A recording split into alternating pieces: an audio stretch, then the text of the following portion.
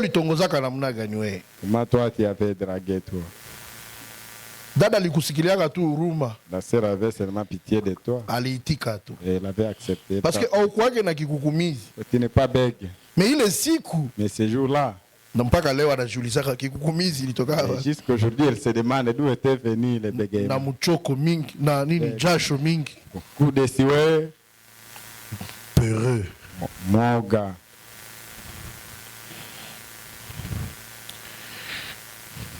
Nous allons prier le Seigneur.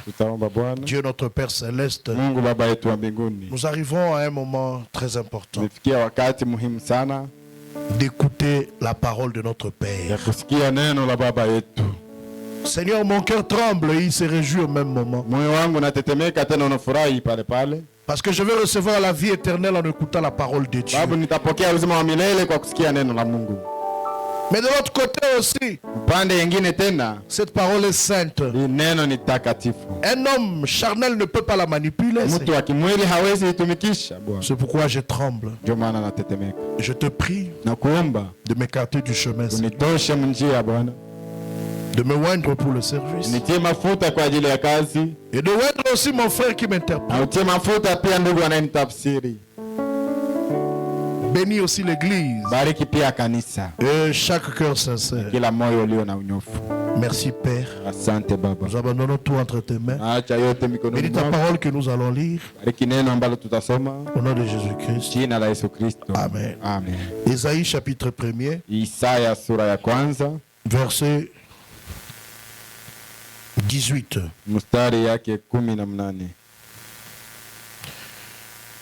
Jusqu'au verset 20. Venez, plaidons, dit l'Éternel. Si vos péchés sont comme le cramoisi, ils deviendront blancs comme la neige. S'ils sont rouges comme la pourpre, ils deviendront comme la laine. Haya, kujeni na tufanye shauri pamoja, Bwana anasema. Hata dhambi zenu ni nyekundu sana, zitakuwa nyeupe kabisa kama theluji. Hata ni nyekundu kama nyekundu ya damu, zitakuwa kama manyoya ya kondoo. Si vous avez de la bonne volonté et si vous êtes docile, vous mangerez la meilleure production du pays. Mais si vous résistez, vous serez, si vous êtes rebelle, vous serez dévoré par le glaive. Car la bouche de l'Éternel a parlé. Ikiwa mkikubali na kunisikia, mtakula mema ya nchi. Lakini kama mkikataa na kuasi, mtakuliwa na upanga, kwa maana kinywa cha Bwana kimesema maneno haya. Pouvez vous asseoir s'il vous plaît? Mnaweza keti? Et que le Seigneur bénisse sa parole. Bwana abariki neno lake. Frère Bani Wabo Bawas, bonjour. Ndugu Bahani Wabo Bawas, habari gani? Nous sommes rentrés dans le même avion, n'est-ce pas? Tulirudi katika ndege moja. Que Dieu vous bénisse. Mungu akubariki. On se voit immédiatement quand j'entre dans le bureau. Tutaonana tu wakati na ingia ofisini. Ok. Nous terminons la conférence avec Dieu aujourd'hui. Tunamaliza kikao pamoja na Mungu leo. Parce qu'il y a eu beaucoup de conférences. Sababu kulikuwa na vikao vingi. Et il y en aura encore. Na vingine vitaendelea. Aussi longtemps que nous serons sur la terre. Wakati yote tutakuwa hapa duniani. Même maintenant là nous sommes en conférence. Lakini sasa hapa tuko katika kikao. Il existera toujours des conférences. Na vikao vitaendelea kuwa. C'est quand l'homme ni wakati mtu et en contact avec Dieu. Anakuwa katika uhusiano na Mungu. C'est quand les hommes se rencontrent pour prendre des décisions. Wakati watu wanakutana kukamata uamuzi. Quand ils parlent pour chercher des décisions. Wanazungumzia kwa kupata suluhisho. Ils sont en conférence. Wanakuwa katika kikao. Nous avons vu avec vous la conférence du ciel. Tuliona pamoja nanyi kikao ile ya mbinguni. Quel sera le plan de la rédemption? Pango ya ukombozi itakuwa gani? Nous avons vu la conférence du jour du buisson ardent. Pamoja nanyi tuliona kikao katika ile kijiti cha. Oh, c'était merveilleux. Oh, ilikuwa vizuri sana. Dieu appelant Moïse en conférence. Mungu akaita Musa katika kikao. Pour discuter avec lui. Ili kuzungumzia pamoja naye. Pour prendre une décision avec Moïse. Kamata uamuzi pamoja na Musa. Parce qu'il y avait un problème. Sababu kulikuwa shida. Le peuple devait être délivré Taifa ilibidi liokolewe. de l'esclavage Toka utumwa. en Égypte. Toka Misri. Et le temps de Dieu avait sonné. Na wakati ya Mungu ilikuwa imeenea. Quand le temps de Dieu arrive Wakati ya saa ya Mungu inaenea. pour votre délivrance, Kwa ufungulifu wako. personne ne peut arrêter Dieu. Hakuna mtu anaweza zuia Mungu. Amen. Amen. Aucune organisation Hakuna hata sehemu yoyote ne peut arrêter Dieu. ambayo inaweza zuia Mungu. Frère Branham dit quand Dieu décide de faire quelque chose, Ndugu Branham anasema wakati Mungu anaamua kufanya kitu fulani, il le fera. atakifanya. Amen. Amen. Nous avons vu également la conférence de la mer Rouge. Tuliona pia ile kikao kwa bahari nyekundu, Mais dans la mer Rouge, lakini katika bahari nyekundu les enfants de Dieu étaient bloqués. watoto wa Mungu walikuwa wamezuizwa, Et ils ne savaient que faire. hawakujua cha kufanya. Et Moïse est parti tenir conférence avec Musa akaenda fanya kikao pamoja na Et Mungu. nous avons appelé cela la conférence de la mer Rouge. Tuliita ile kikao kwenye bahari Et nyekundu. Dieu est descendu Mungu akashuka et il a ouvert le chemin. akafungua njia Là où il n'y en avait pas. mahali ambapo hakuna. Dieu est un Dieu de miracles.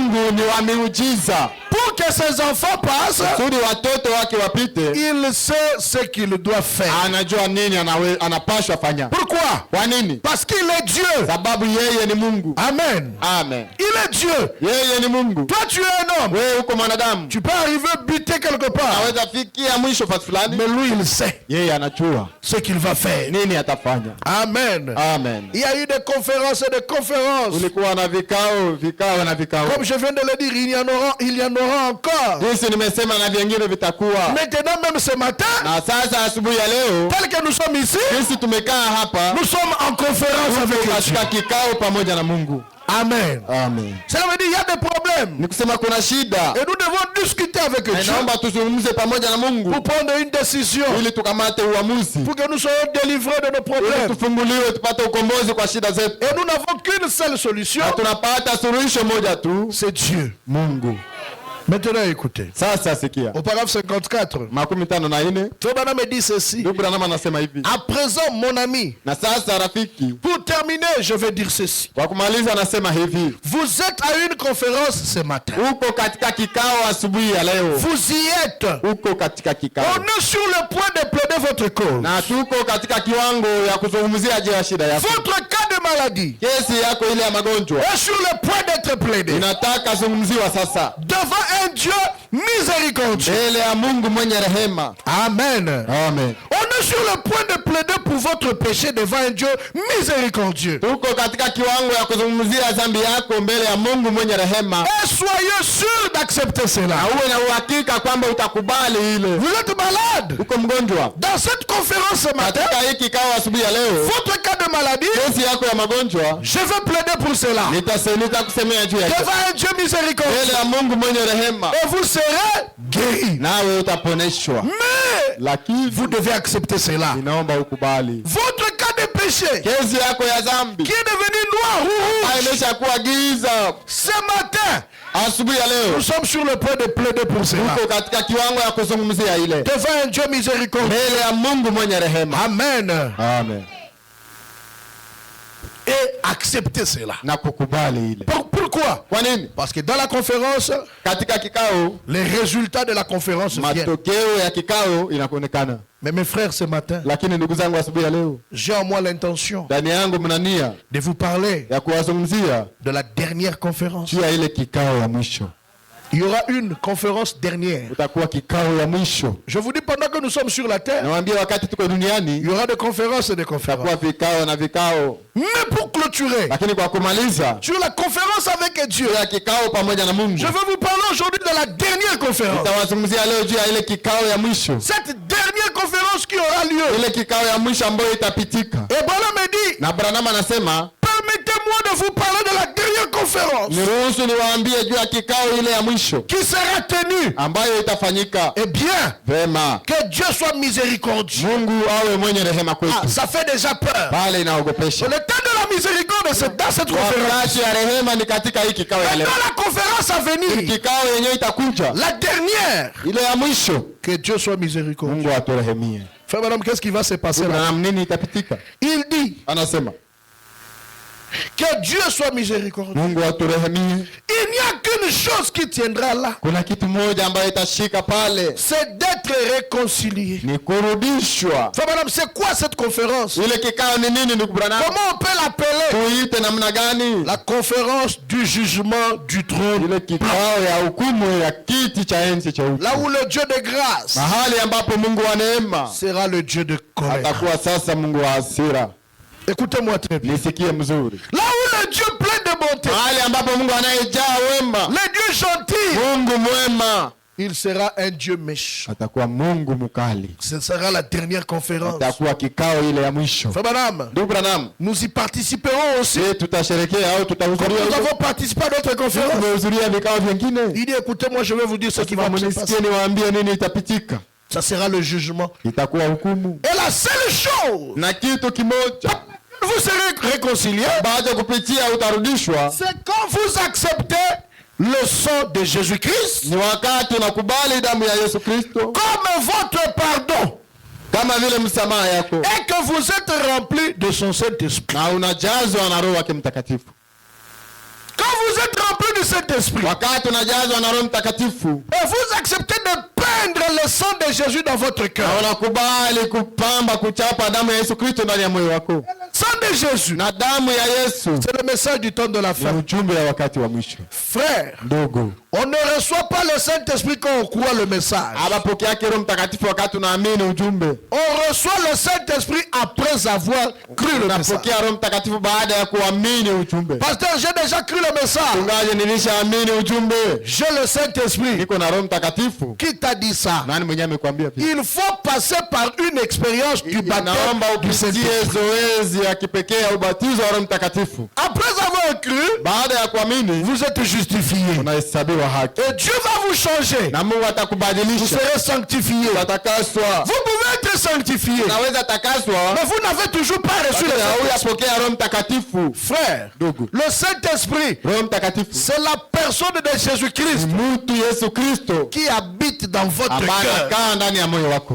Vous pouvez être saint, Unaweza kuwa mtakatifu comme le jeune homme riche. kama vile yule kijana tajiri Il a cru en Jésus. aliamini Yesu, Il a appliqué la parole à sa vie. akashika neno la Mungu katika Il maisha yake, était saint à le voir. mtakatifu kwa Il kumwona. était sanctifié. Alikuwa ametakaswa, Mais Jésus n'était pas dans son cœur. ni Yesu hakukuwa moyoni mwake. Vous pouvez être pieux, Unaweza kuwa mtawa comme les témoins de Jéhovah. kama mashahidi wa Yehova. Vous pouvez marcher lentement. Unaweza tembea pole Mais pole, vous n'avez pas encore reçu le Saint-Esprit. lakini hauyapokea Roho Mtakatifu. Le Saint-Esprit, Roho Mtakatifu c'est une expérience. ni mazoezi. On passe par une expérience. Unafanya zoezi, Et si vous n'êtes pas passé par cette na kama expérience, hauyapitia ile zoezi, ne faites pas semblant usijifanyishe de quelqu'un qui a reçu le kama Saint-Esprit. mtu mwenye alipokea aishapokea Roho Mtakatifu. Est-ce qu'on peut continuer? Unaweza endelea. Bala me dit ceci. Branham anasema hivi,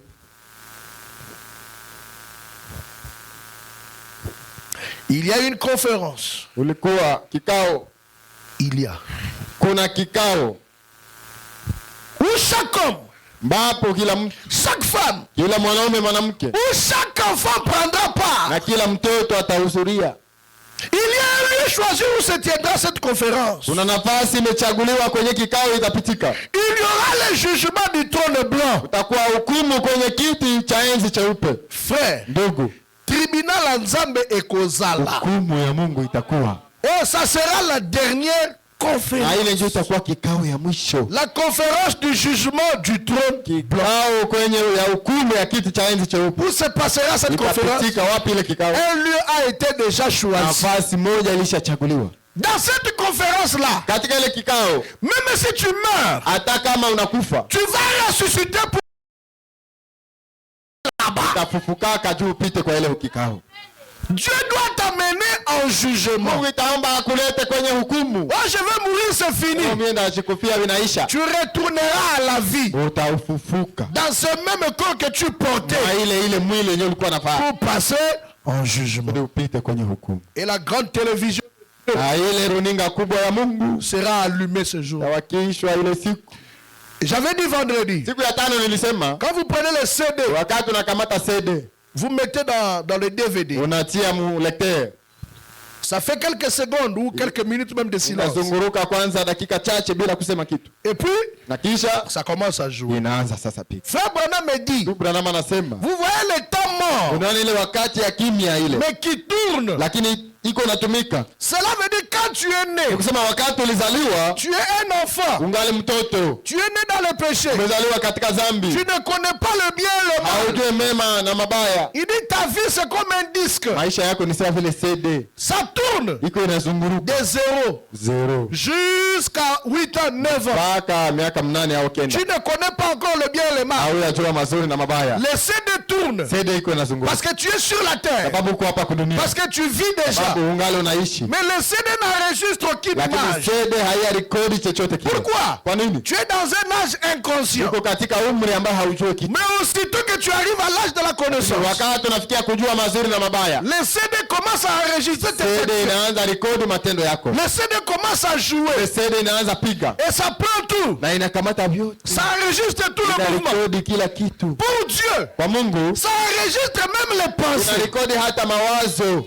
Ça part même dans les cœurs. inaenda hata ndani ya moyo. Tout ce qui se dit tout bas, Yote ambayo inasemeka kule ndani, tout ce qui se pense, yote ambayo inawaziwa sera visible ce jour-là. itaonekana ile siku. Et aussi, Na tena écoutez-moi très bien, nisikie mzuri, toutes les pensées mauvaises mawazo yote mabaya que vous n'avez pas dit, au kusemaka vous n'avez pas parlé, au kuwazaka au kusemaka mais à l'écran de Dieu, pale kuruninga ya on Mungu va voir ça. utaona. Écoutez bien, Nisikie je mzuri, ne vais pas crier, sitaki lalamika, je vais aller lentement. naenda pole pole. Fabana me dit, Ndugu Branham anasema, vous m'entendez? unanisikia? Dieu a permis à ses prophètes Mungu ameruhusu manabii wake de voir en vision wapate kuona ndani ya maono le jugement du trône blanc. hukumu kwenye kiti cha enzi cheupe. Ils ont vu des livres qui étaient ouverts. Waliona vitabu vinafunguka Et il y avait aussi un autre livre de vie. na kulikuwa pia kitabu yengine ya uzima. Je vais lire ça. Nitaisoma. Il dit ceci. Anasema hivi,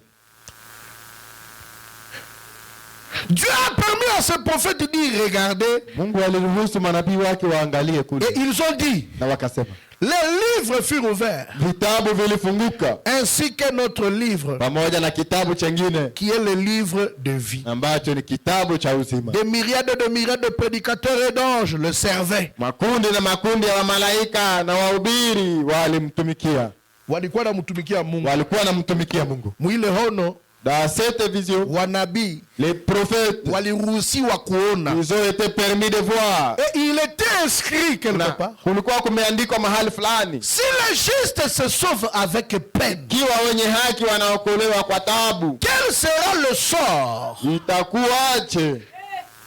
Où seront le pécheur et l'impie? Au wenye zambi na wachafu watakuwa wapi? Pourquoi les justes se sauvent avec peine? Kwa nini wenye haki wanaokolewa kwa taabu? Le message ici, Hii ujumbe c'est une autre vie. ni maisha ingine. Vous avez envie, Unatamani, mais la parole de Dieu vous ni interdit. neno inakukataza, C'est difficile. ni nguvu.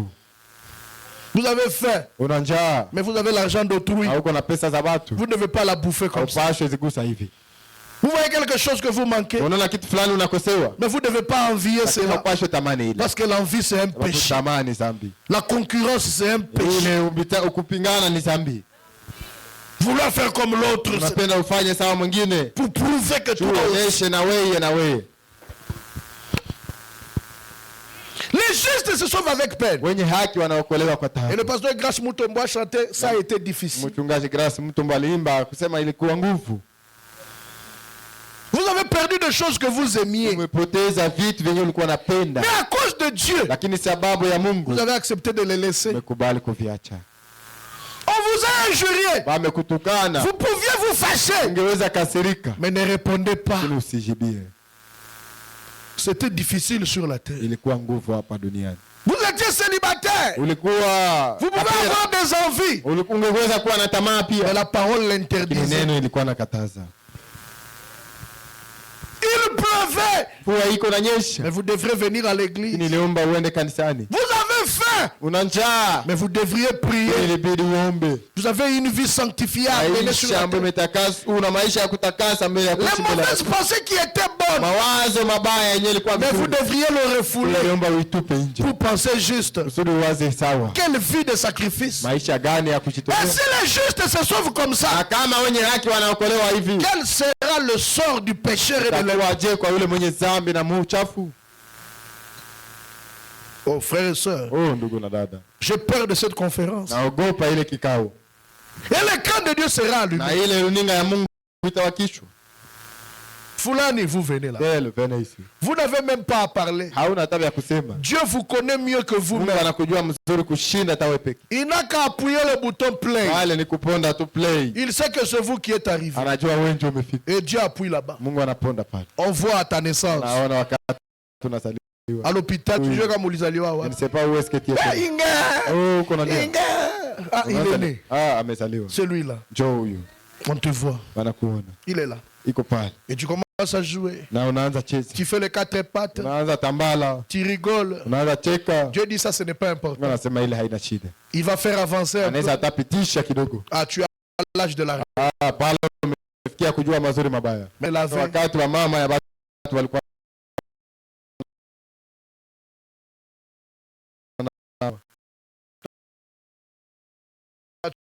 Tu as les... Ouais.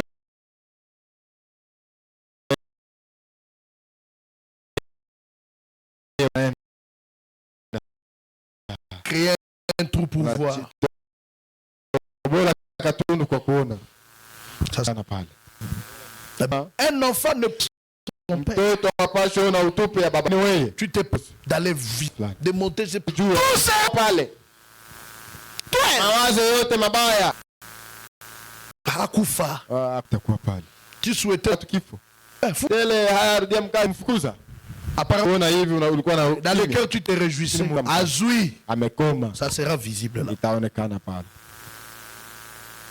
Tu vas dire quoi? Tu vas te défendre avec qui?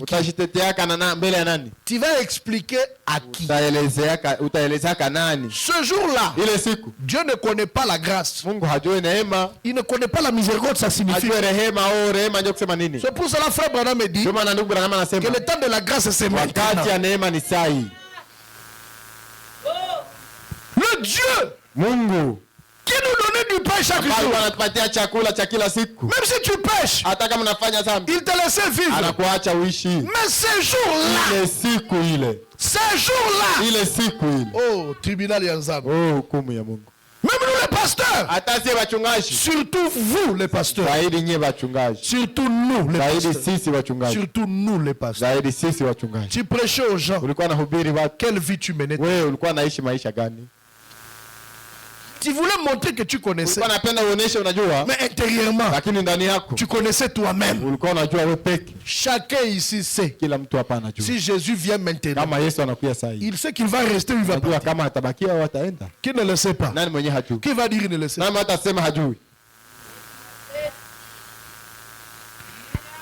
Frère Branham continue, il dit peut-être que vous avez évité toutes les conférences. Mais quand nous venons à l'église, nous venons dans des conférences. Nous venons dans la conférence. Frère, je suis venu le mercredi. Mais je pouvais compter peut-être 12 personnes. Ou moins que ça. Mais j'ai regretté. Et frère Madame me dit, vous pouvez outrepasser toutes les conférences ici. Mais celle-là, liste de la vallée, pour venir à l'église, il faut qu'on vous envoie des SOS. Et SOS, ce sont des messages urgents. Venez à l'église. C'est elle qui va prêcher. Il faut qu'on vous appelle. Parce qu'on a honte que vous ne serez pas là. Il faut qu'on vous exige. Il faut qu'on vous appelle au téléphone. Il faut qu'on vous négocie. Pour que vous soyez à l'église. Ah bon? Pourquoi les gens ne veulent plus venir à Jua nini l'église? watu hawapendi enda tena kanisani? J'ai oublié cette citation-là. Nilisahau ile andiko. Frère Branham me dit, Ndugu Branham anasema c'est parce que l'eau, ni sababu mai qui est la vie de la parole, ambayo ni uzima ya neno a séché dans imeshakauka ndani ya leur watu, cœur. ndani ya mioyo. Ils n'ont plus d'importance pour la parole de Dieu. Hawana tena, hawatii tena umuhimu kwa neno la Mungu. Eux-mêmes ne prient même pas. Kwanza wenyewe hawaombaki tena, Ils ne prient même pas. hawaombaki. Ils ne tiennent pas de conférences personnelles Fanyaki avec tena kikao binafsi na Mungu. la prière. Maombi est devenu comme un corvée. imeshakuwa kama vile mkazo. Si ce n'est pas le pasteur qui va dire que chacun prie, Kama haiko mchungaji anasema kila mtu aombe, même à ce moment-là, na kwa ile il wakati y a d'autres qui divaguent dans les pensées. wengine wanasafiri katika mawazo, Vous le voyez là, il n'est pas là. wanamuona iko pale haiko, En train de raisonner. Je ne sais pas quoi. wanawaza nini sijui. Il n'y a pas de problème. Hakuna shida. Le Saint-Esprit m'envoie aujourd'hui Roho Mtakatifu ananituma leo pour vous dire, kuwaambia faites ce que vous voulez faire. mfanye tu yenye mnapenda, Mais lui aussi, lakini naye il a à faire ce qu'il va faire. anafanya au atafanya yenye anataka. Il dit ceci. Anasema hivi, Peut-être, pengine il pose la question. anauliza, anasema Quelle sera votre position à cette conférence-là? msimamo wako au nafasi yako itakuwa gani siku ya ile kikao? Qu'est-ce que vous direz? Utasemaka nini? Vous allez dire à Dieu que vous n'avez pas le temps? Utaambiaka Mungu haupataka wakati? Je ne sais pas. Sijui. Moi, je suis... En fait, je ne sais pas. J'étais où je suis éprouvé. Nilikuwa najaribiwa au niko najaribiwa? J'ai perdu le petit frère de ma mère. Nilipoteza myomba wangu mia. Propre. Mjomba alikufa. Je devrais même être à Kinshasa. Ilibidi nikuwa hata Kinshasa. Ma famille était là. Jamaa yangu ilikuwa pale. Je n'ai même pas dit ça à mon épouse. Sikwambiaka hata bibi yangu. Peut-être elle a appris comme elle est dans la famille. Elle a vu dans les statuts. Jamaa aliona katika. J'étais éprouvé. J'ai prêché mercredi. Nilikuwa mkilio siku ya tatu. Ma mère est en train de pleurer là. Mama yangu iko nalia kule. Mais moi, j'ai prêché. Mimi Je nikahubiri. n'ai même pas dit ça aux gens. Sikwambia hata C'est mon oncle, je le connais. ni mjomba, mimi namjua vizuri. C'est lui qui vient juste après ma Yeye mère. ndio anafuata mama yangu. Oncle François. Mjomba François. Frère, Dogo. le problème du salut, Shida hii ya wokovu, si les justes se sauvent avec peine. kama wenye haki wanaokolewa kwa taabu. Mon oncle est là, Mjomba wangu yuko kule. mais je n'ai personne pour prêcher, je dois Sina prêcher. mtu wa kuhubiri, naomba nikihubiri. Je prêche, mais je suis éprouvé. Nilikuwa nahubiri lakini mkilio. Je devrais être à Kinshasa. Niliomba nikuwe Kinshasa. Mais le frère Jonathan n'était pas Ndugu disponible. Jonathan hakukuwa hapa. Je suis venu prêcher la parole de Dieu. Nikakuwa hubiri neno la Mungu. Je pouvais dire, il n'y a pas culte. Ningeweza sema kusikue Le mkutano. pasteur est éprouvé. Mchungaji yuko mkilio.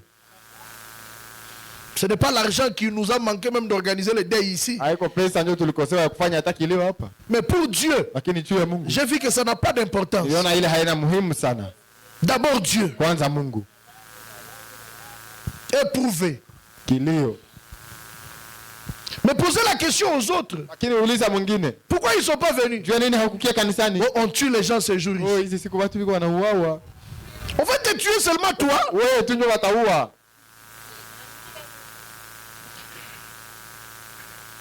Frère, Dogo. c'est Dieu qui protège. Ni Mungu ndio anachungaka. C'est Dieu qui Ni protège. Mungu ndio anachungaka. Il y a des gens qui sont passés Kwa watu walipita dans le feu, mumoto. mais ils ne sont pas morts. Lakini habakukufa. Parce que Dieu n'a pas voulu qu'ils Mungu soient hakupenda akufa.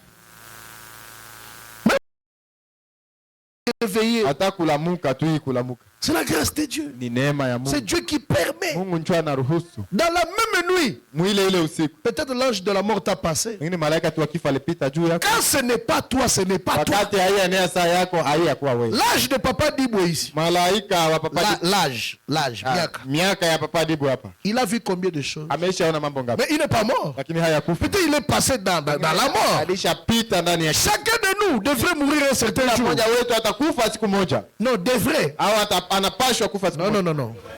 Angeweza kufa siku moja. Okay. S'il n'est pas mort, Kama hakukufa, c'est Dieu qui l'a protégé. Mungu ndiye alimchunga. Chacun ici, Kila mtu hapa. par le poison, Sumu, par accident, ajali, par balle. masasi. Vous donnez des témoignages ici. Non? Sema nataka ushuhuda. On a les gars qui kagaboye. Unapita tu hivi. Okufa kite pour la nini? Jua nini hakukufa? Lisasi ekoki koboma yo te. Lisasi haiwezi Soki kuua nzambe apesi permission. kama Mungu haya ruhusu.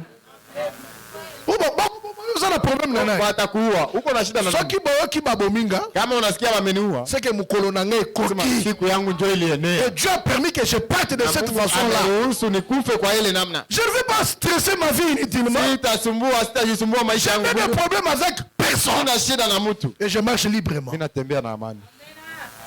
Mais je fais attention. Lakini nafanya angalisho. Il y a des conseils pratiques de la vie. Na mashauri tu hapa ya kijamii ya maisha. Mes frères, Ndugu zangu, les docteurs meurent na waganga wanakufa avec des malarias. na homa tu hii.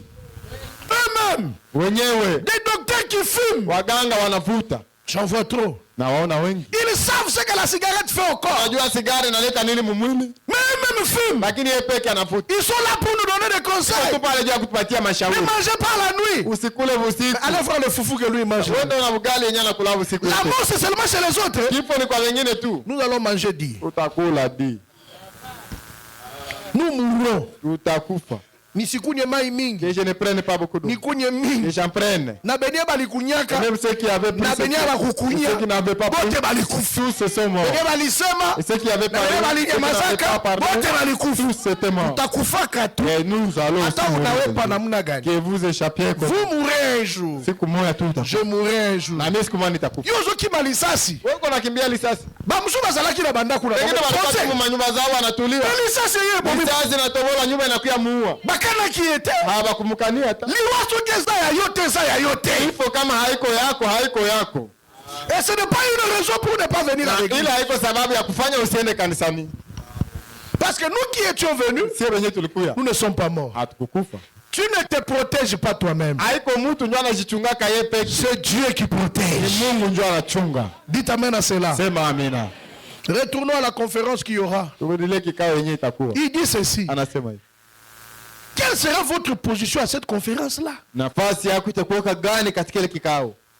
Quelle sera votre position? Utajipangaka wapi? Qu'est-ce que tu présenteras à Dieu comme excuse? Nini yenyewe utaoneshaka Mungu sawa vile sababu?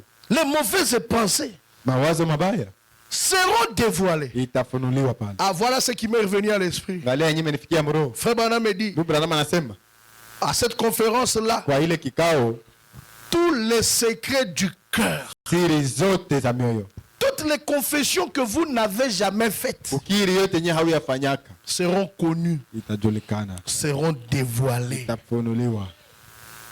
Cache. Ficha, Mais un jour, lakini siku ce moja jour-là, ile siku on sera surpris. tutashangaa. Donc cet homme ici, on était avec lui. Huyu mtu tulikuwa naye, C'était un sorcier. kumbe alikuwa mchawi hivi, C'était un magicien. alikuwa mfumu hivi, C'était un pratiquant des gens, de sciences obscures. alikuwa mtu ambaye alikuwa anatumia katika ile makundi za C'était uchawi. quelqu'un de sciences occultes. Alikuwa mtu wa manyanga katika kundi za uchawi. Mais nous te voyons, frère, ici. Tunakuona ndugu hapa. Mais à ce jour-là, Ile siku quand ça sera ton tour, wakati saa yako inaenea. j'ai lu une citation, frère Branham me dit, Msoma andiko moja, ndugu Branham anasema, moi j'entrerai en rampant mimi nitengiaka niko natembelea tumbu, parce que je ne sais pas quel sera mon sort. sijui mwisho yangu itakuwa gani. Mais namona kayo beta katolo. Wewe mimi naona uko unashipiga kifua Moi je wewe. dis mais si frère Branham va entrer en rampant, Kama ndugu Branham atengiaka na iko atembelea tumbu. moi je ne sais même pas comment je vais entrer. Mimi sijui kama nitengiaka namna gani. Parce que c'est lui le sage. Yeye ndio mtakatifu wa hiki kizazi. S'il va entrer comme ça, Kama atengiaka vile, il sait pas son sort. ajue atakuwa wapi. Mais toi, Wewe sasa quelle sera ta position à toi basi yako itakuwa gani? ce jour-là? Ile siku Quelle sera ta position, mon ami? utajipangaka wapi rafiki? Peut-être que vous les aviez évitées toutes durant votre vie. Pengine umekwepa vikao vyote maisha yako yote. Vous pourriez franchir cette porte ce matin et éviter celle-ci. Unaweza pia toka kwa hii mlango hii asubuhi na unakwepa na Mais, unaepuka mon hii. ami, Lakini rafiki, vous n'éviterez jamais cette conférence-là. hautakwepaka ile kikao ile. Tu vas fuir où? Utakimbiliaka wapi? Tu vas fuir chez qui? Kwa nani? Les grands dieux, Mungu mkubwa, le maître des cieux et la terre, Bwana wa mbingu na nchi, en train de juger sa création. yeye mwenyewe akihukumu. Toi, tu vas fuir où? Utakimbiliaka wapi? C'est pour cela, frères et sœurs, Ndio maana ndugu na dada, un chrétien ne doit pas être un hypocrite. Mkristo hapaswi kuwa mnafiki. Est-ce que vous me suivez? Je, mnanifuata? Un chrétien Mkristo ne devrait pas être un hypocrite. hapaswi kuwa mnafiki. Tout Wote, yote sera dévoilé un jour. itafunuliwa siku moja.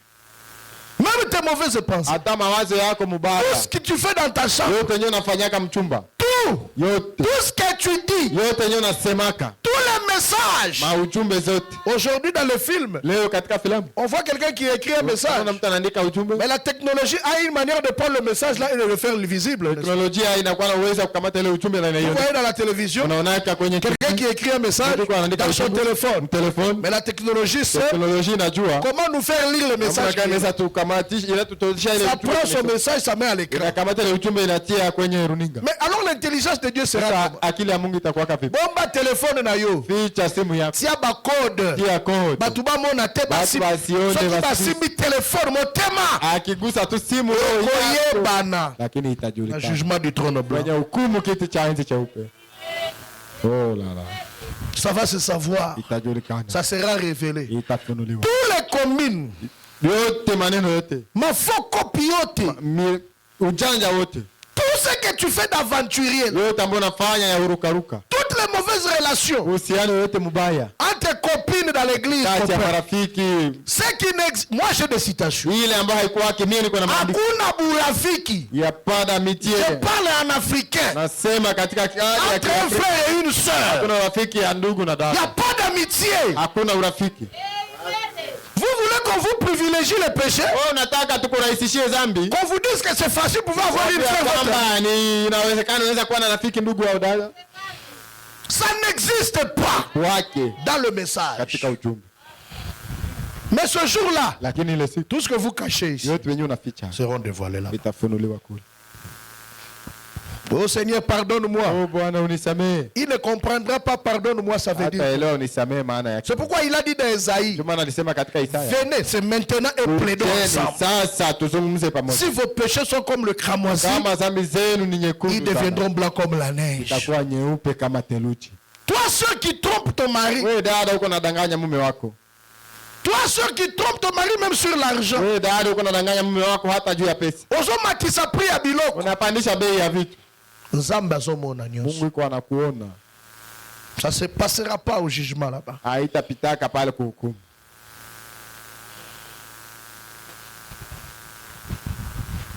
Et Dieu jugera. Na Mungu atahukumu. Lui-même il a dit. Yeye peke alisema. Les adultères. Washerati. Nous jugerons le monde. Tahukumu dunia. Mais Dieu lui-même, il jugera les impudiques et les adultères. Tout ce que tu faisais là, Dieu ne dormait.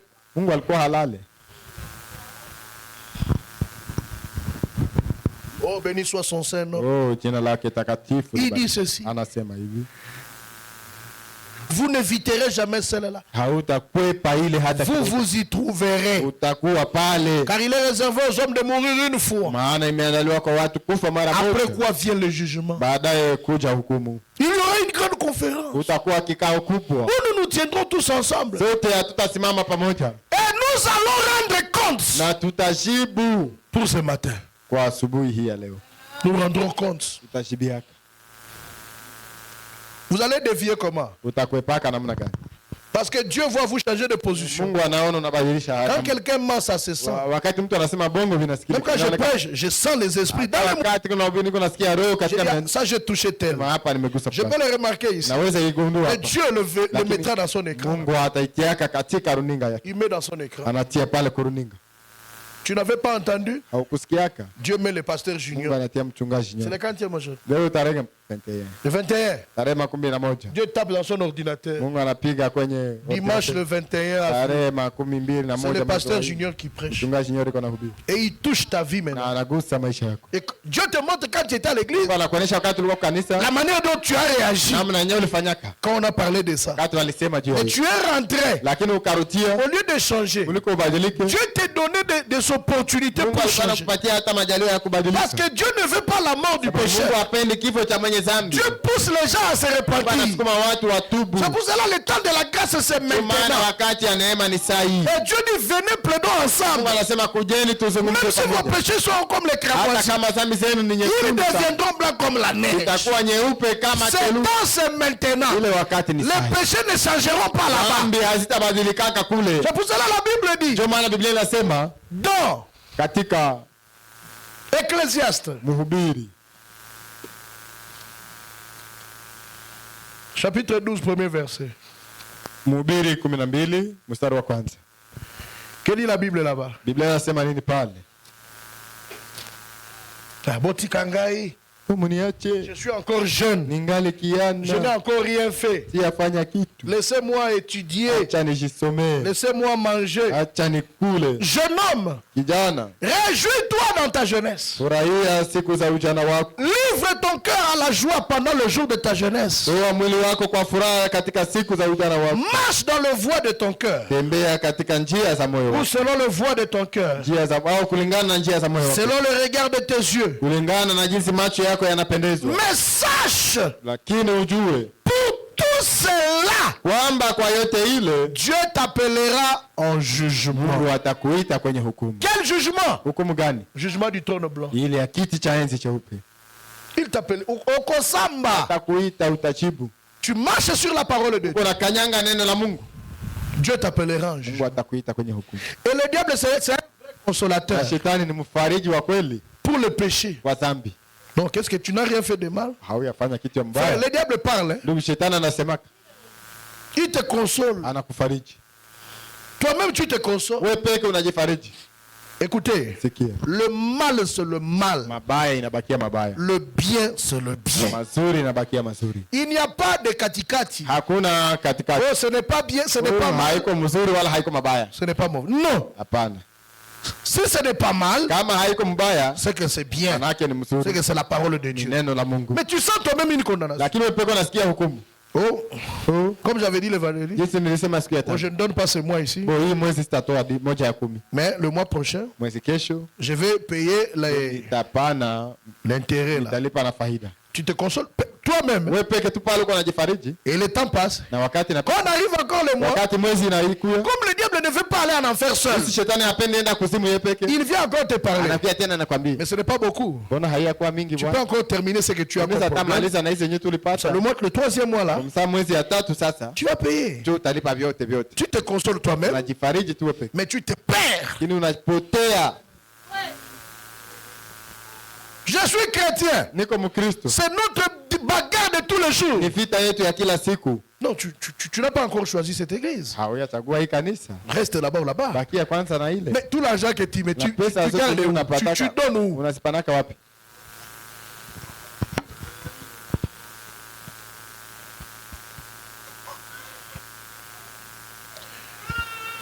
La prière. N'en parlons même pas. Frère Branham me dit ceci. Au paragraphe 48, il dit, le problème que nous avons, si nous n'avons pas auprès de Dieu d'environ 10 minutes, nous nous fatiguons. Les genoux nous font mal. Nous voulons nous en aller. Les chrétiens d'aujourd'hui, c'est pourquoi beaucoup sont allés dans les fétiches. Ils ne veulent plus les épreuves. Ils ne veulent plus patienter. Ils veulent les tic-au-tac. Dieu ne travaille pas comme ça. Dieu a un fruit de l'esprit qu'on appelle la patience. Vous devez patienter.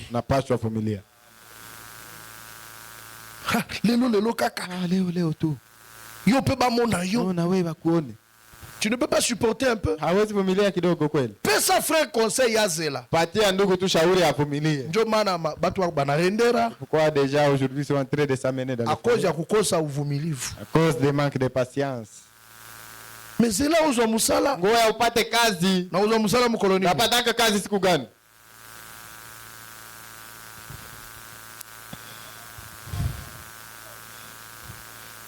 La dernière conférence. Kikao ya mwisho. Ça sera terrible. Itakuwa hatari.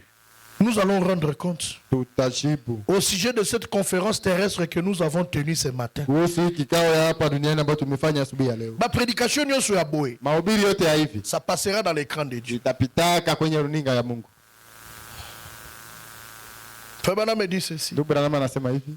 Si vous êtes un pécheur, acceptez sa miséricorde maintenant pendant que nous prions. Tandis que vous inclinez la tête juste avant que nous prions.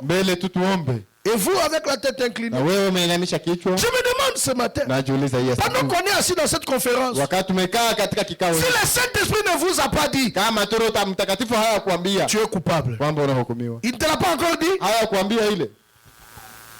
Il dit peut-être que vous dites, Anasema pengine unasema, Saint-Esprit, Roho Mtakatifu, tu vois, unaona? voici le problème. Angalia C'est shida. ce que Moïse a dit à la conférence de la mer Rouge. Wenye Musa alisemaka kwenye kikao bahari nyekundu. Voici le problème éternel. Angalia shida Je Bwana. suis venu jusqu'ici, Nimekuja mpaka mais je ne hapa, peux pas aller plus loin. lakini siwezi fika Il y a mbali. quelque chose qui me barre le chemin. Kuna kitu kinanifungia njia. Seigneur, Bwana, je crois ta parole, naamini neno lako, mais la haine, lakini chuki je ne sais pas m'en débarrasser. sijui namna gani kuichiacha. Ça me bloque. Inanifunga. Le Saint-Esprit me dit de répéter une Roho chose. Mtakatifu ananiambia nihudilie ile kitu. Mes frères, ne soyons pas des hypocrites. Ndugu zangu, tusikuwe wanafiki. Si vous n'êtes pas Kama hauko ceci, hiki, ne prétendez pas, usiwazie, ne vivez pas comme si vous avez cette chose que vous n'avez pas. usiishi sababu uko na ile kitu yenye hauna. Ne vous faites pas chrétien Usijifanye Mkristo si vous ne l'êtes pas encore devenu. kama hauya kuwa Mkristo. Ne flattez pas le pasteur Usidanganye mchungaji pour faire voir que vous êtes un chrétien. kumuonesha kwamba uko Mkristo. Ce n'est pas moi qui jugera là-bas, Iko mimi na hukumu kule. mais le Dieu sera un Dieu terrible de Mungu colère. atakuwa Mungu mwenye kuogopesha. Il vous connaît plus que moi. Anawajua kunishinda. Moi, je ne vous connais pas. Mimi siwajue. Je ne vous connais pas. Mimi sikujua. C'est Dieu qui connaît chacun. Mungu ndiye anajua kila mmoja wenu. C'est pourquoi frère Branham me dit, Ndio maana ndugu Branham anasema, et je viendrai prêcher cela, anatakiwa hubiri juu ya hili. il y aura Kutakuwa des déceptions na mshangao mkubwa ce jour-là. siku ile. Beaucoup seront déçus. Wengi watavunjika moyo. Mais j'avais cru au message. Yesu, ninaaminiaka ujumbe. J'avais cru au message. Ninaaminiaka ujumbe. Mais tu n'entreras pas. Lakini hautaingia. Parce que ta vie n'était pas conforme à la parole. Maisha yako haikulingana na neno la Mungu. Dieu te voit et il te connaît. Mungu anakuona, anakujua. Oh, j'ai le Saint-Esprit. Oh, niko na Roho Mtakatifu. Mais mon thème à ma belle, on tikate. Ile roho mbaya hautaki. Yo, inakabatu pourquoi? Unachukiaka watu juu ya nini? Pourquoi un chrétien Juu ya nini wewe Mkristo? qui se prétend être un chrétien Ambaye unajiita kuwa Mkristo. peut avoir la haine dans son Lakini cœur? ukuwe na chuki ndani ya moyo wako. Et tu dors, tu manges. Unalala, Mais tu te unakula. promènes avec la Na haine. uko unatembea na chuki. Étant lié, Inakuona mais ton sang désormais est sur toi. na damu yako sasa iko tu juu yako. La sentinelle est en train de se libérer de ton sang. Damu iko anajiacha huru na damu yako. Il y a besoin de quelque chose qui vous barre le chemin. Unahitaji au unahitaji kitu, kuna pengine kuna kitu fulani Mais kinakufia. souvenez-vous, Dieu a dit à Moïse, Na ukumbuke Mungu aliambiaka Musa. Dieu a dit à Junior Lys, Mungu ameambia Junior Liz, va par la liste de la vallée uende uambie maskani ya ua la et kondoo dis-leur d'aller de l'avant. na uambie wasonge mbele. Vous voulez qu'on se souvienne de vous Unataka tukukumbuke dans un mot de prière? katika neno moja maombi. Voudrez-vous lever la main et dire, Unaweza nyanyua mkono na kusema, priez pour moi, frère Branham. uniombee ndugu Priez Branham. pour moi, pasteur Junior. Uniombee mchungaji Junior. Qui peut le dire? Nani ambaye anaweza isema? Priez pour moi. Uniombee. Frère Branham dit, oh, partout. Anasema fasi Il yote. y en a partout dans les bâtiments. Katika jengo yote. Plus de dizaines de mains qui se sont. Zaidi ya mikono 10 na zaidi. Voulez-vous que l'on prie pour vous? Je, unataka tukuombee? Parce que vous vous souvenez qu'il y a quelque Je, chose unakumbuka kuna kitu fulani dans votre vie qui vous condamne katika maisha yako kinakuhukumu, et qui vous dit que vous avez tort. kinakwambia umekosea? Que Dieu soit miséricordieux Mungu awe mwenye rehema. maintenant. Sasa Frère Branham du paragraphe 56, 56 ndugu Branham il anasema, prie, il dit, Père Céleste, anaomba akisema, Baba wa mbinguni, malgré cette voix brisée, haidhuri sauti ambayo imevunjika, épuisée par la prédication, imechoka kwa mahubiri, cependant d'une façon ou d'une autre, hata hivyo kwa namna moja au le nyingine, glorieux Saint-Esprit a donné au peuple le sens de la pensée. Roho Mtakatifu utukufu amepatia watu ile hisi ya kuwaza. Quand le prophète a dit, Nabii anaposema, venez maintenant, plaidons dit l'Éternel. ujeni sasa tufanye shauri, Venez asema maintenant, Bwana. tenons une conférence ensemble. Ujeni sasa na tufanye kikao pamoja. Juste dans ce siège où nous sommes assis. Katika tu hii kiti nani ambayo tumekaa? Je suis assis ici de ce côté ici. Tumekaa kwa upande hapa. Seigneur, je suis là à côté de toi et je te parle. Bwana, niko hapa pembeni yako nikikuzungumzia. Mais Seigneur, Bwana, j'ai péché, dit le pécheur. nimefanya dhambi, asema mwenye dhambi. J'ai péché. Nimefanya dhambi. J'ai fait tant de choses. Nimefanya mambo mengi. Je ne crois pas que tu puisses me pardonner, Seigneur. Siamini ya kwamba unaweza nisamehe. Je suis un ivrogne. Mimi ni mlevi. Je suis une prostituée.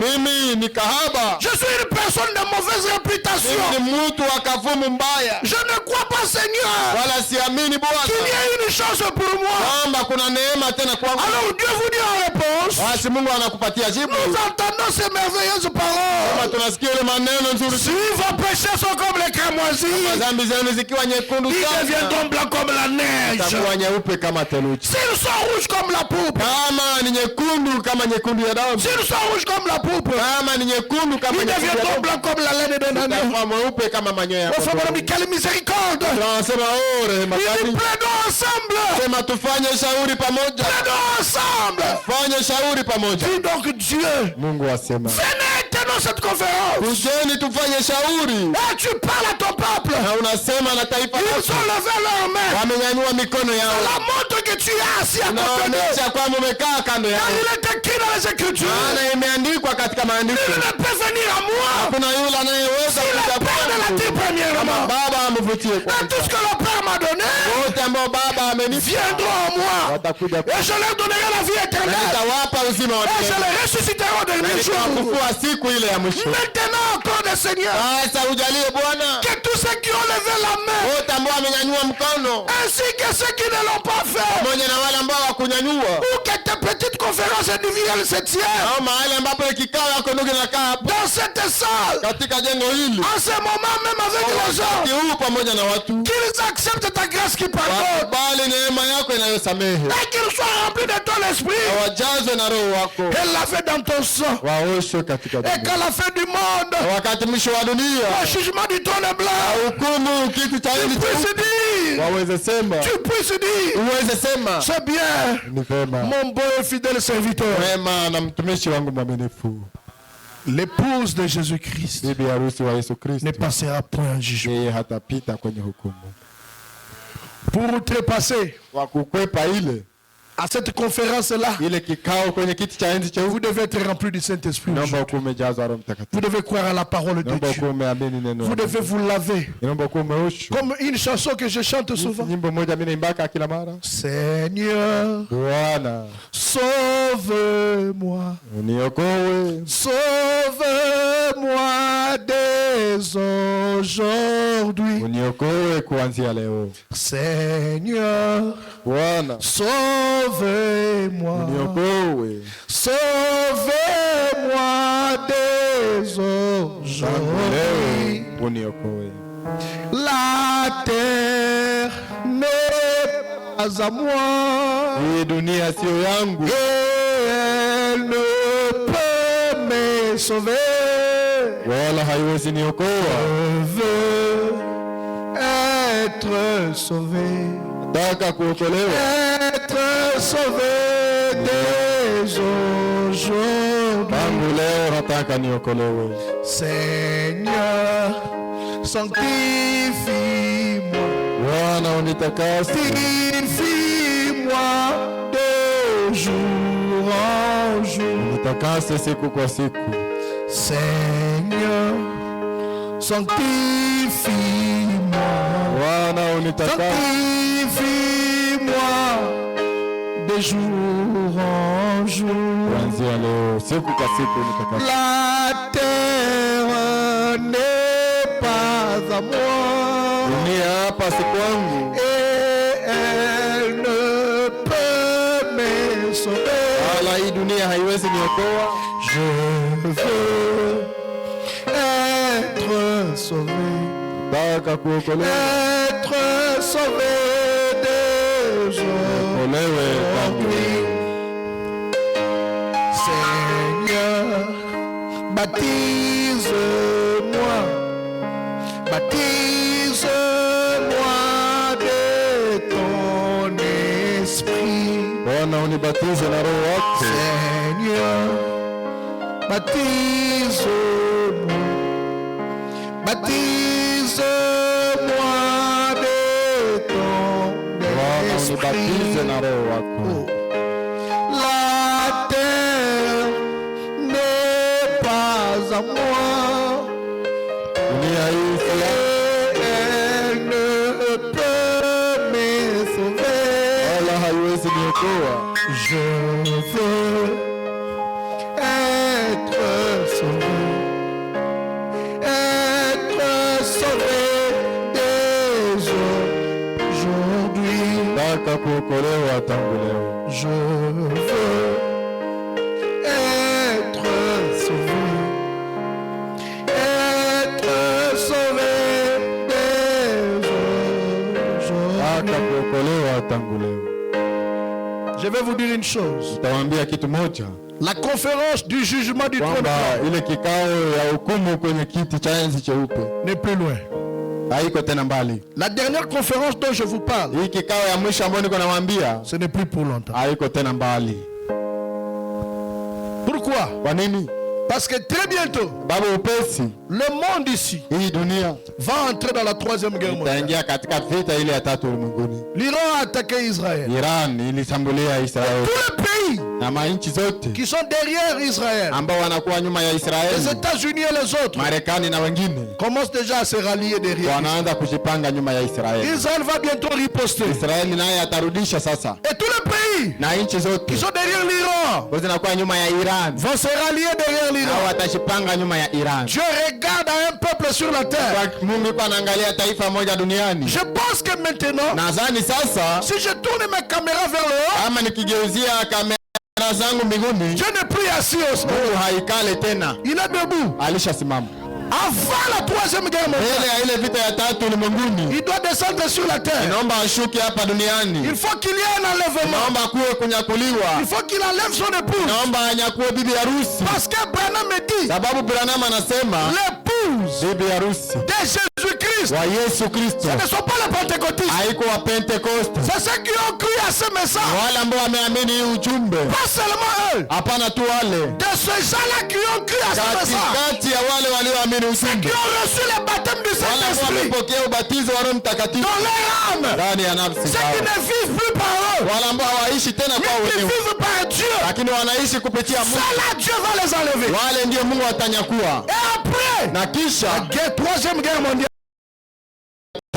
Frère, ça sera terrible. Ndugu, itakuwa hatari. Ça sera terrible. Itakuwa hatari. Frère Branham me dit. Il dit, Seigneur, fais quelque chose. Fanya kitu fulani. Que je ne participe pas à la conférence du jugement du trône. Bientôt, cette conférence. Karibuni ile kikao.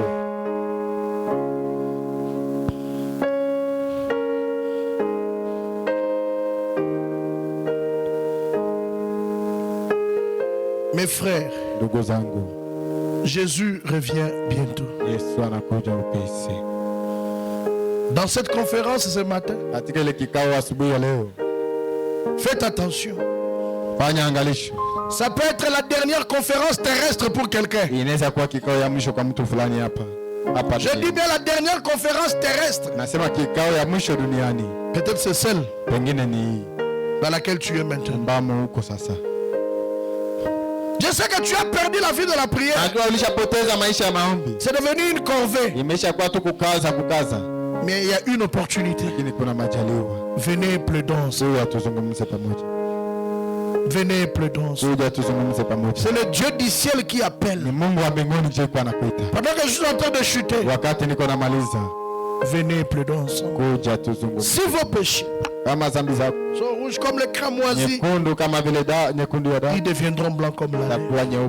Réparons nos vies. Ne soyons pas des pharisiens, des chrétiens qui font profession d'être chrétiens. Et ils sont chrétiens à l'église, mais dans leur maison ils ne sont pas des chrétiens. Quand ils sortent d'ici, ce ne sont plus des chrétiens. Écoutez, une grande conférence vous attend. La conférence du jugement du trône blanc. Là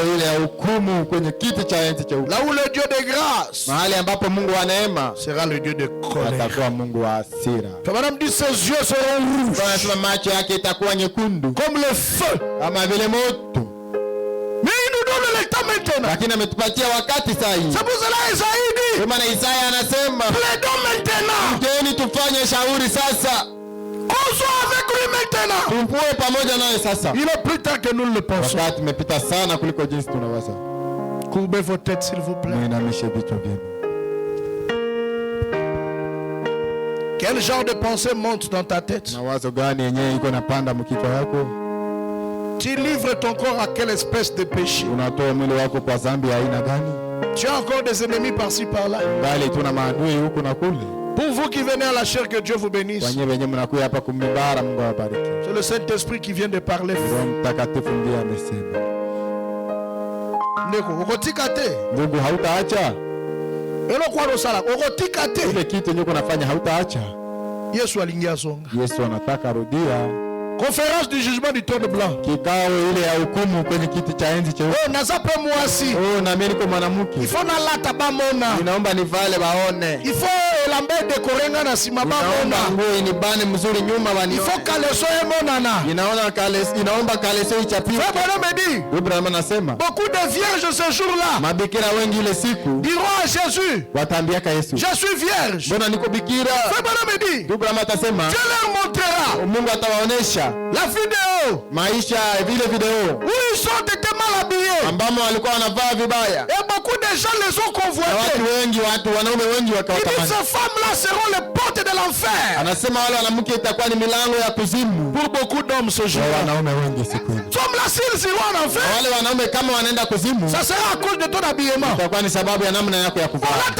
Pourquoi? Unavalaka mbaya juu ya nini? Et pourquoi porter comme ça à l'église? Najua nini kanisani uvae vibaya? Cache ton corps. Ficha mwili wako. Le corps de la femme est sacré. Mwili wa mwanamke ni takatifu. On parle en quelle langue? Tuseme lugha gani? Jésus-Christ te jugera. Yesu Kristo atakuhukumu. Cette parole te fait tomber déjà. Hii neno inakuangusha tu sasa hivi. Aha.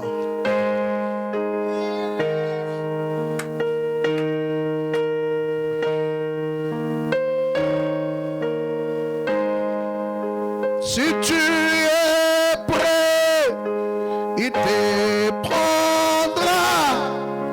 Alléluia. Alléluia. Jésus revient. Alléluia. Jésus revient. Alléluia. Jésus revient. Alléluia. Alléluia. Alléluia. Seras-tu prêt quand il viendra? Seras-tu prêt quand il viendra? Si tu es prêt, il te prendra. Alléluia. Alléluia. Sois koya. Alléluia. Yeshua koya.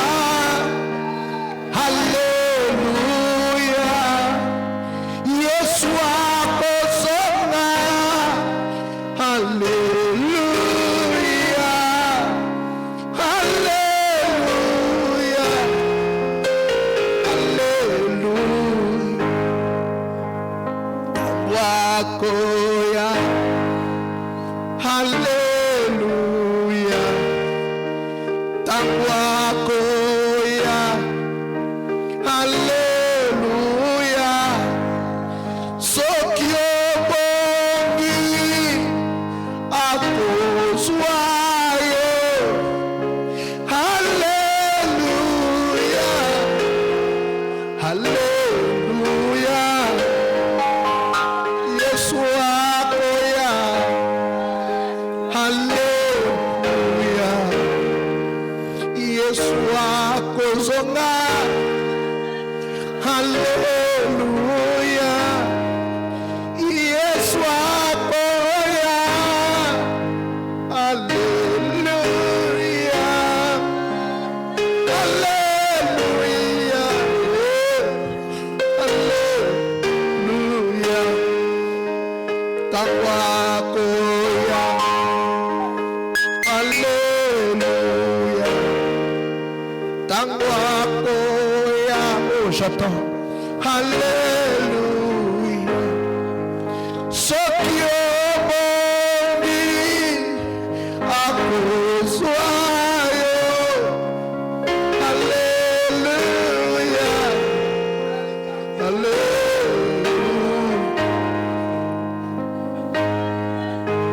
Tenez conférence maintenant. Fanye kikao sasa.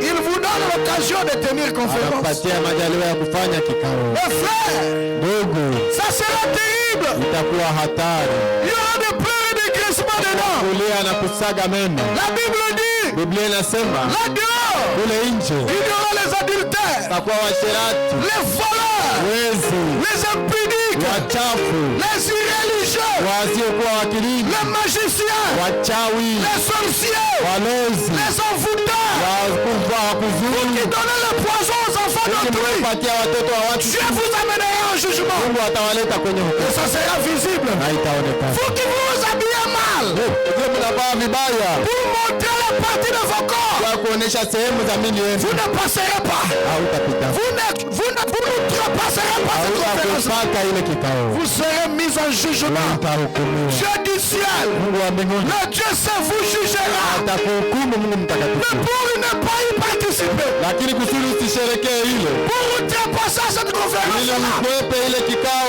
ile, c'est maintenant le temps d'arranger. ndio wakati ya kutengeneza, C'est maintenant le temps d'arrêter la boisson. ndio wakati ya kuacha pombe. Arrêtez avec la boisson. Achana na pombe, Arrêtez avec le film pornographique. achana na filamu za ngono, Arrêtez. achana na vile, Laissez les critiques. acha masengenyo, Laissez les médisances. acha matetano, Laissez la haine. acha ugomvi, Laissez la sorcellerie. acha uchawi. Le Saint-Esprit vous parle. Roho Mtakatifu anasema na Ce jour-là, ile siku cette vidéo sera remise. hii video itarudishwa. Frère me dit, Branham anasema, est-ce que tu ne peux pas dire là où tu es? je hawezi sema kwenye huko Je suis coupable. na huko Je reconnais. natambua, Je reconnais. Je suis coupable. nimehukumiwa. Oh Dieu. Oh Mungu, Oh Dieu. oh Mungu, Sois miséricordieux envers moi. fanye rehema kwangu. Apaise ta colère sur moi. Tuliza hasira yako juu yangu. Ne me tiens pas rigueur, Seigneur. Wewe usinihukumu, Je usinitazamie viens makosa plaider yangu. ensemble. Nakuja zungumza pamoja na wewe. Moibi okotika te. Wewe mwizi hautaacha, Kindumba okotika te. sharati hautaacha. O naza ndumba te. Wewe siku msharati. Olataka ndengeni. Unavalaka namna gani? O nasali yango te. Wewe sikufanya hivyo. Okanisaka nini? Unawazaka nini? Tu penses à quoi? Uko nawaza nini?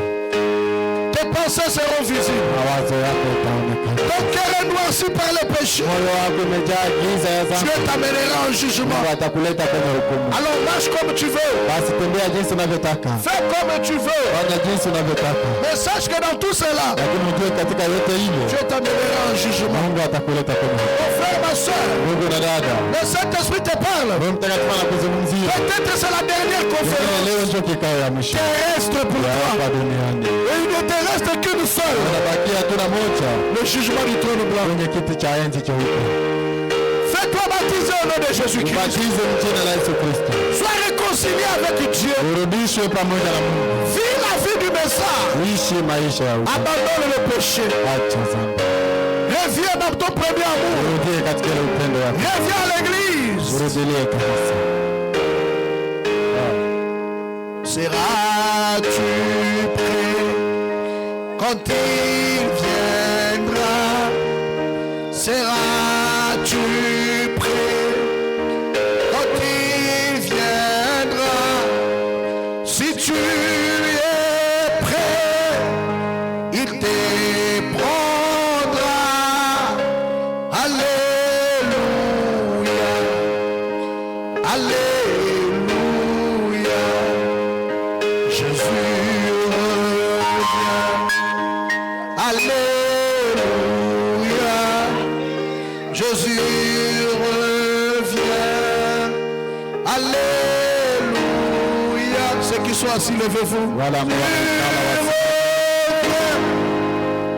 Alléluia. Alléluia. Alléluia. Ta vie spirituelle est déjà froide. maisha yako ya kiroho ilishakuwa baridi. Ta vie spirituelle est devenue froide. Maisha yako ya kiroho ilishakuwa baridi. Il n'y a plus d'onction. Kuna tena upako. Il n'y a plus de réveil du Saint-Esprit dans ton cœur. Cha Roho Mtakatifu moyoni mwako. Tu es devenu chrétien de formalité. Utakuwa tu Mkristo wa umbo. Tu as abandonné la vie de la prière.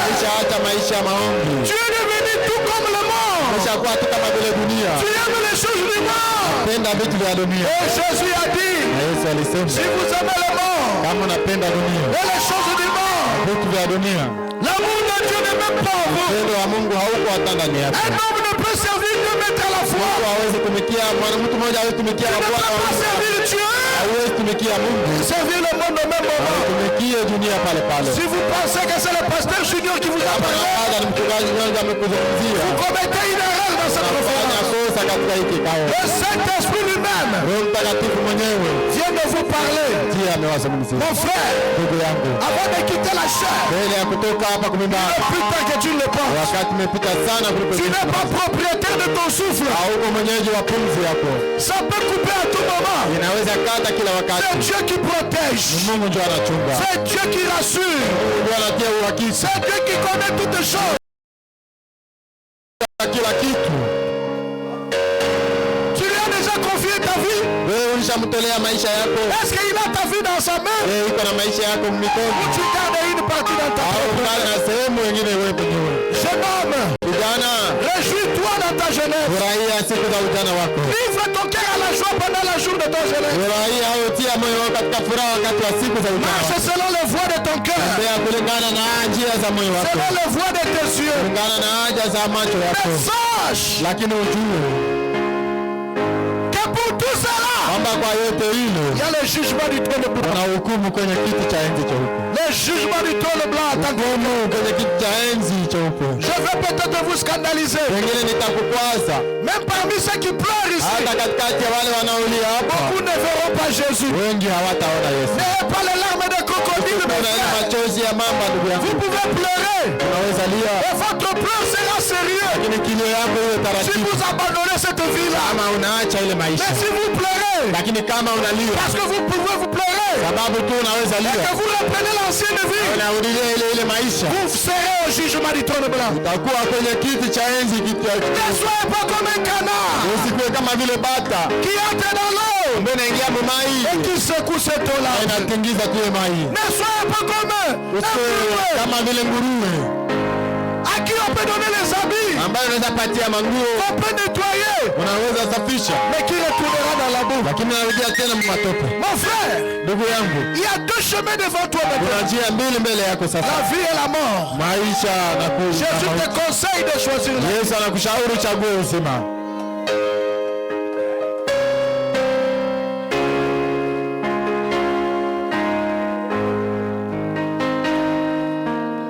Un jour, ça sera une dernière prédication. Siku moja itakuwa mahubiri ya mwisho. Un jour, Siku moja ça serait un dernier soupir de souffle. itakuwa kuugua kwa mwisho tu kwa pumzi ya uzima. Un jour, Siku moja ça sera la dernière conférence terrestre. kwa kikao ya mwisho hapa duniani.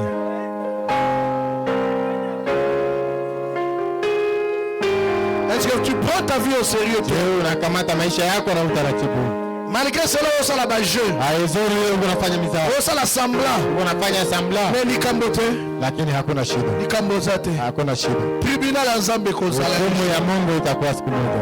Tribunal ya Nzambe kozala. Hukumu ya Mungu itakuwa siku moja. Pe tribunal apoza musika. Na ile hukumu haiko tena mbali. Ce n'est pas loin. Haiko mbali. Tu verras Utaona toi-même. wewe peke. Toi, ton frère, Na kuonya ndugu, choisis le bon côté. chagua upande mzuri.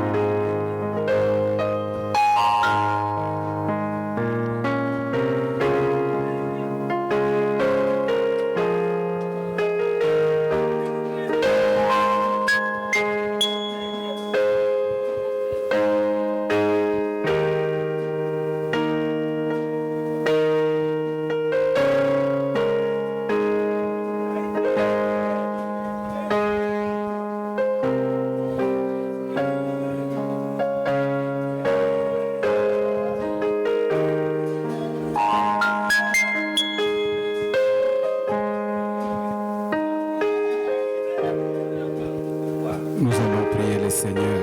Tutaomba Bwana.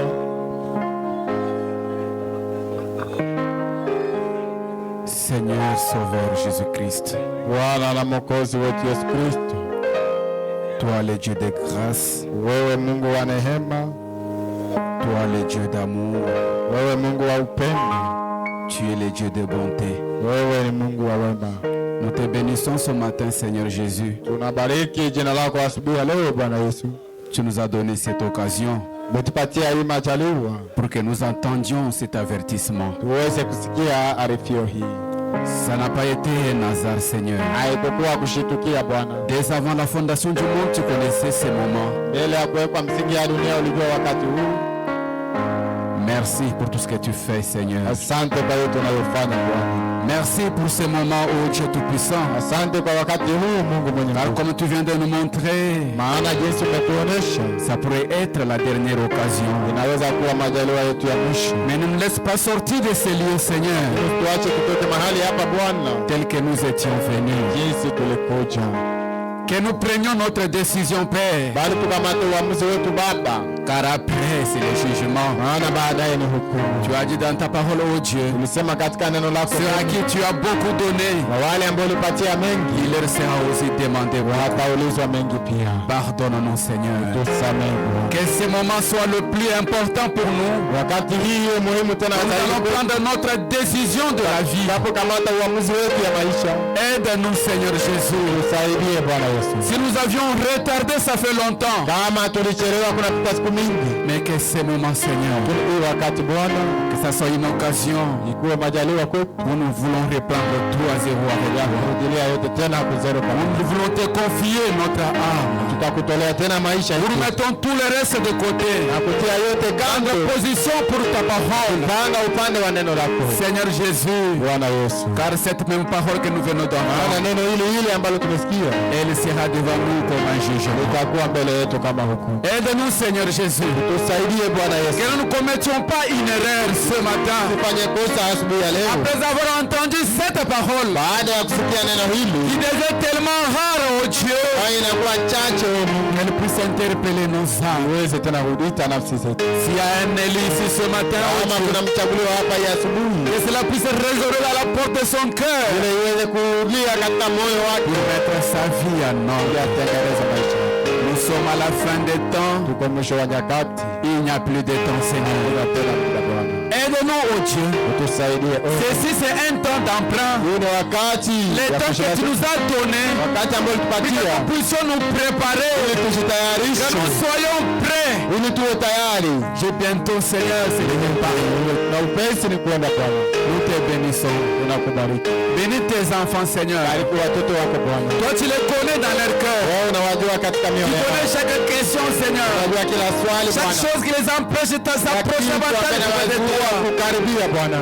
Mais tu es le Dieu bon. Lakini wewe ni Mungu Tu mwema. nous as appelés à la conférence. Umetuita kwenye kitu. C'est parce que tu as vu quelque chose qui ne marche pas. Sababu umeona kitu fulani Nous hakiendeki. étions tellement éloignés de notre Père. Tenga sana na baba Et yetu. tu as vu l'indifférence, Seigneur. Unaona ile kutokujali Bwana. Et tu nous appelles à la Na conférence. unatuita kwenye kitu. C'est parce que tu nous aimes. Ni sababu Tu unatupenda. veux que quelque chose soit arrangé parmi Nataka nous. kitu fulani itengenezwe Que kati cette yetu. relation soit rétablie entre toi et nous. Uhusiano irudishe kati Que nous yetu. revenions à la maison de Dieu. Turudie nyumbani Que nous kwa Mungu. revenions à la repentance. Turudie nyumbani kwenye toba. C'est pourquoi tu as appelé à la conférence. Maana umeita kwenye kikao. Seigneur Jésus, Bwana Yesu. les hommes de ce monde, Watu wa hii quand dunia les choses ne marchent pas, wakati mambo haiendeki, quand les nations ne marchent pas, wakati mataifa quand haiendeki, les choses semblent compliquées, vitu vinaonekana kuwa ils hatari. appellent à une conférence Fanya pour kikao pouvoir se mettre ensemble ili wakae et pamoja donner une conclusion. na kuleta Toi aussi, Seigneur na Jésus, wewe pia Bwana Yesu, tu ne t'es pas arrêté tranquille. au kutulia kimya. Le monde entier était voué à l'échec. Dunia nzima ilikuwa imeshinda, La mort est en train de planer sur le monde. ilikuwa inazunguka juu ya dunia. Et tu nous as aussi appelés à la conférence. Ukatuita pia kwenye kikao. Tu ne veux pas que les choses soient de cette manière. Hautaki mambo ikuwe namna hii. Tu veux nous nous avertir, oh Dieu Tout-Puissant. Nataka kutuarifu mimi Tu mwenyewe. as convoqué cette conférence. Na umefanya kikao hiki. Pour prendre une grande décision sur nous. Ukapata uamuzi kubwa juu yetu. Et ceci dépend du choix que nous allons faire ce matin. Haitatokana na chaguo ambalo tutafanya. Aide-nous, oh Dieu Tout-Puissant. Tusaidie Mungu Que mwenyewe. ceci, oh Père de grâce, Hii Baba wa neema. soit un moment solennel Wakati où nous mkubwa. allons prendre ton côté. Tutajipanga. Où nous allons te choisir, oh Dieu. Tutakuchagua. Depuis longtemps, oh Dieu, Kama tangu nous zamani t'avons écarté. tulikutia kando. Mais Seigneur, Lakini Bwana, que nous ne fassions pas l'erreur ce matin. usifanye kosa hiyo asubuhi. Nous sommes à la fin des temps. Aide-nous, oh Dieu. Tusaidie. Si nous avons été distraits, Kama tulikuwa tumeshuka que ceci soit le moment. hiyo wakati. Ne permets pas, oh Dieu, Usiruhusu que quelqu'un sorte de ce lieu mtu atoke mahali hapa sans prendre sa décision. ya kukamata uamuzi. Pardonne-nous. Tusamehe Mungu. Pardonne-nous, Seigneur Jésus. Tusamehe Bwana. Nous nous sentons vraiment indignes Tunajisikia hatustahili d'être dans ta présence. kusimama katika uwepo wako. Oh Dieu Tout-Puissant, Mungu mwenye nguvu. pardonne nos cœurs. Samehe. Accorde-nous un cœur sincère. Jalie moyo Que nous prenions les choses au sérieux. kamate vitu kwa utaratibu. Père de grâce, Baba wa neema. nous ne savons pas Si hatujui si nous avons encore un lendemain, kama tutakuwa si nous pouvons encore nous retrouver. kama tutaonana. Mais je prie ce matin, Ninaomba hii si asubuhi ceci c'est la dernière chance, kama hii ndio bahati ya mwisho. aide-moi à prendre ma dernière occasion, Seigneur. Tusaidie kukamata na La kuchukua décision la plus primordiale, uamuzi ile de halisi. prendre ton côté, Kujipanga upande de marcher avec toi. kutembea na wewe. Peu importe les hauts et les bas, Haizuru peu importe les critiques de ce monde, oh Dieu, haizuru masengenyo ya les critiques ne manqueront pas. masengenyo Mais haitakosa. aide-moi ce matin, Lakini unisaidie ya prendre ton côté. kamata upande. L'un de ces 4 matins, Na moja hii ya ceux qui prendront ton côté, wale watakaojipanga ils se réjouiront, watafurahi. ils se rendront compte que Watafurahi. leur décision n'était pas vaine. Watatambua kwamba uamuzi wao haikukuwa bure. Oh, merci Seigneur. Oh, asante Bwana. Bénis ton serviteur Bariki mtumishi wako. par lequel tu nous as parlé. Kupitia umetuzungumzia. Il a parlé, il est fatigué, Seigneur. Sema amechoka Bwana. Il n'a plus de force. Ametukumbukia. Redonne-lui encore la force. Mupatie tena. Car c'est toi sa Maana ni force. wewe ndiye nguvu. Seigneur, te donne ta parole. Bwana atasema asante. Sans moi, vous ne pouvez rien faire. Bila mimi hamwezi. Il a pris position pour toi, Amejipanga upande wako. malgré la fatigue. Haizuru kuchoka. Maintenant que ta parole est annoncée, Sasa Seigneur, neno lako comme il limetangazwa. pouvait le dire, Jinsi angeweza. si c'est la dernière occasion, Ingekuwa tena majaliwa ya Père mwisho. de grâce, Baba wa neema. aide-nous, Tusaidie. que nous ne soyons pas distraits, Tusizubaa. que nous prenions notre décision. Pange uamuzi kama tu uamuzi wetu. Accorde-nous la force, Utujalie nguvu. bénis ton peuple, Bariki taifa. accorde la solution à chaque cœur, Patia kila moyo que suluhisho. nous prenions ce moment au sérieux. Kamati wakati kwa utaratibu. Nous te confions le reste. Tunakutolea mabaki. Conduis tes enfants que tu connais, Kwanza watoto wako na watu. que nous désirions une expérience avec toi seul, Fanya mazoezi pamoja na wewe. tout pour la gloire de Dieu. Yote yote kwa jina lako. Au nom de Jésus-Christ. Jina la Yesu Kristo. Amen.